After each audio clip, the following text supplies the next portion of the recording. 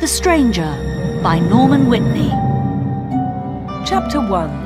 A Stranger in Wood End. On Saturday the 31st of October 1964, a man arrived in the village. It was late in the evening. He was looking for somewhere to stay the night. He knocked at a door, and a woman opened it. "Good evening, madam," the man said. "I'm sorry it's so late, but can you help me, please? Is there a hotel in this village? I want to stay here tonight." The woman laughed. "A hotel? Here in Wood End? No, sir, I'm afraid there isn't." "What a pity," said the man. "I'm a stranger here, and I want to see your village tomorrow." The stranger was very polite. He was tall and had dark hair, and he had strange green eyes. "Perhaps Mrs. Harrison can help you," the woman said. "She has a room. Perhaps you can stay with her. Wait a minute, I'll get my coat and I'll take you there." The woman took the stranger to Mrs. Harrison's house. Mrs. Harrison gave him a room for the night. He was very glad. It was the last night of October, and it was cold. The next day was Sunday. The man looked round the village. He was very interested in the history of the village. He met some of the villagers and asked them their names. But he did not visit the church. That was unusual. The church in Wood End was the most beautiful building in the village. But the stranger was not interested in it. He did not go to church that night with all the villagers. It was the first Sunday evening of November. When the villagers came out of the church, the man had gone. They had all liked him. The ladies had thought he was very good-looking. A few weeks later he came back. It was the first Sunday in December. The villagers were coming out of church. It was cold and dark. "Hello," he said. "I'm back again. It's nice to see you all once more." His next words surprised everyone. "Perhaps you can help me," he said. "I'm looking for a house. I want to buy a house here." "Here?" someone said. "But why here? There's no work in Wood End for a young man. All the young people leave the village. They find work in Whitney, the nearest town." "I'll get a job somewhere," the stranger said. "Perhaps in Whitney." Then one of the villagers told him about old Mr. Smith's house. Mr. Smith had died in the summer. His house was empty. It was for sale. The house was on the corner of Main Street and Church Lane. "I'll ask about the house tomorrow," said the young man. "Perhaps I'll be lucky. Goodbye. I'll see you soon." The villagers watched him leave. They all saw his car. It was very big and luxurious. He looked rich. A few days later, Mr. Smith's house was sold, and in the middle of December the young stranger arrived. He moved into the house and worked very hard. He fixed the roof. He repaired broken windows. He painted and decorated. He changed the whole house. But there was a big surprise for the villagers. On the morning of Monday the 21st of December, they saw a big sign on the front of the house, and on the sign were these words: "The Corner Shop, Proprietor Dave Slatin." Chapter 2. The Village Meeting. The villagers could not believe it. A shop in Wood End. Everybody talked about it. There was once a shop in Wood End, but it had closed 20 years ago.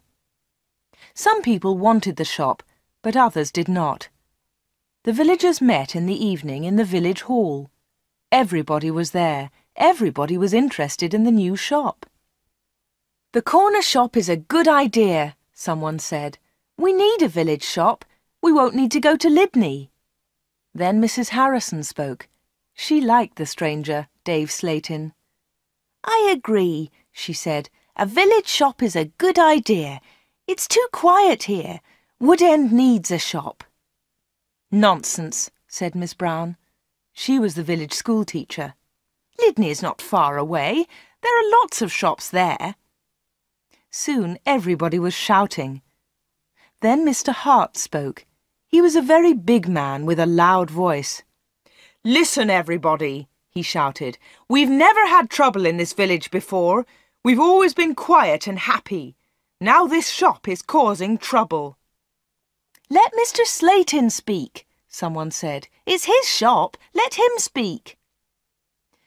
"Ladies and gentlemen," said Dave Slayton, "I don't want to cause any trouble. I'm still a stranger in your village. But I want to be one of you. I want to be your friend. I like the people of Wood End." He smiled, and a few people clapped. They liked him. "The corner shop will sell lots of things," he went on. "It will sell food and things for the house. Everything will be cheap, I promise." Everybody was listening carefully. "And I have another idea," he continued. "I'll sell village products."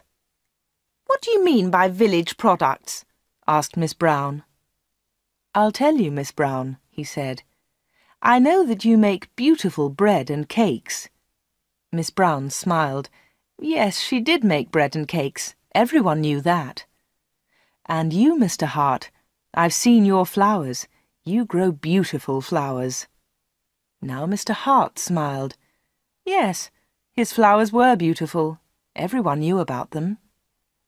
"And Mr. Everett makes pots," someone said. "And Mrs. Davis makes dolls," said another voice.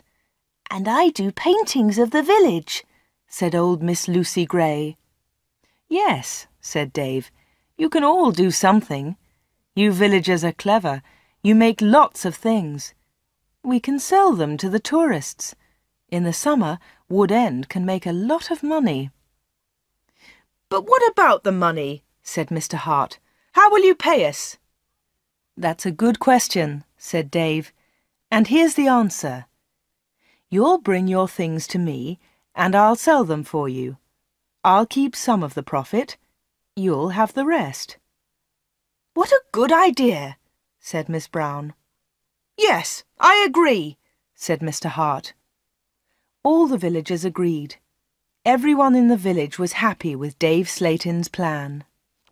The corner shop opened on Monday the 4th of January 1965. Soon the shop was busy, and Dave needed an assistant. The new assistant in the corner shop was Anna. She started work in late January.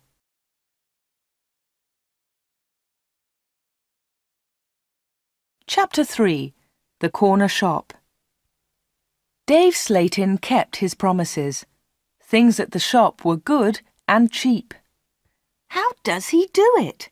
asked Mrs. Harrison. "It's winter, but he's selling lots of fruit and vegetables, and they're cheap. I never go to Lydney now." The other villagers agreed. The corner shop was a success, and Dave seemed happy. He paid Anna good wages. Sometimes her friend Peter helped at the shop, and Dave gave him money too. Dave advertised in newspapers, and the village products sold well. People from Lydney came to the corner shop. There were lots of visitors, and Wood End became more interesting. The villagers were surprised, but pleased. They were making a lot of money. Dave lived alone in a flat above the shop. He was very popular in the village, but no one ever went to his flat. No one ever saw inside it. At the bottom of the stairs there were 2 doors. One led into the stockroom. The other door had a notice on it. "Special orders only. Keep out."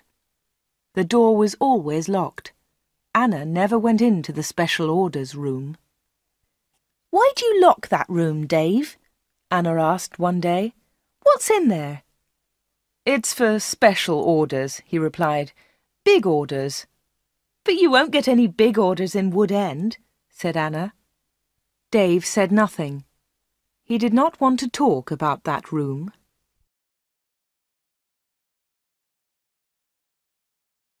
Chapter 4.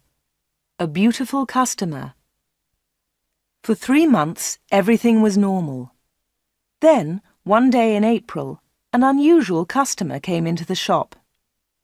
The new customer was a very beautiful woman. She was wearing expensive clothes and arrived in a large car. "Is this the corner shop?" the woman asked. She looked round and seemed a little surprised. "Yes," replied Anna. "This is the corner shop. It's the only shop in the village." "I'm looking for Mr. Slayton, the owner of the shop," said the woman. "I think he's upstairs," said Anna. "I'll go and get him. Does he know your name?" "Yes, I think so," was the reply. "Tell him—" The woman stopped. "Tell him Miss Gordon is here, Miss Greta Gordon." Anna was amazed. "Are you Greta Gordon, the film star?" "Yes, that's right." The woman smiled, but she was nervous. "Wait a minute," said Anna. "I'll tell Mr. Slayton that you're here." Anna ran to the bottom of the stairs and called, "Dave! Dave! There's someone to see you!" "Who is it?" asked Dave from upstairs. "Miss Greta Gordon!" shouted Anna. "It's Greta Gordon, the film star!" "I'm coming," he said, and he came down immediately. "I'm pleased to meet you, Miss Gordon," he said. "Good morning," said Greta Gordon. She and Dave shook hands. She had beautiful hands, and she was wearing beautiful diamond rings. Anna had never seen so many diamonds before. Miss Gordon looked round. "Is this where you work, Mr. Slayton?" she asked. Once again she seemed nervous. "Yes," said Dave. "It's a small place, but it's big enough for me. Please follow me, Miss Gordon." Anna was surprised. Dave and Greta Gordon did not know each other. He did not call her Greta, and she did not call him Dave. He seemed to be in a hurry, and she seemed to be frightened. Anna watched them. Dave and Greta Gordon went to the back of the shop and into the special orders room. Greta Gordon was a special order customer. Anna thought that was very strange. She wanted to tell someone about Greta Gordon. Anna loved films. She wanted to tell Peter about the film star, but she had to stay in the shop. 10 minutes later, Greta Gordon came out of the special orders room. Dave went straight upstairs, and Greta Gordon came to the front of the shop. The film star looked terrible. She was pale. She was crying. Her eyes were red with tears. "What's wrong?"